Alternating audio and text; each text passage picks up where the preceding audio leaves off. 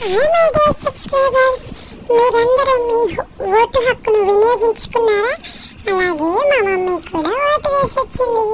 మా మమ్మీ వాళ్ళు వెళ్ళేటప్పుడు వర్షం వచ్చింది, అయినా కానీ ఆగలేదు. ఎందుకంటే ప్రతి ఒక్కరూ తమ ఓటును వినియోగించుకోవాలి కాబట్టి ఓటైతే వేసి వచ్చింది.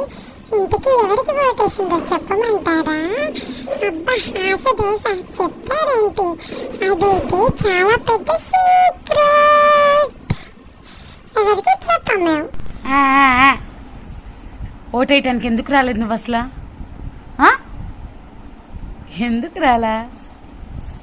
నీకు తెలుసా చిన్నపిల్లలకి? నీకు తెలుసా చిన్నపిల్లలకి ఓట్లేదని? ఆహా, అందుకని రాలేదా?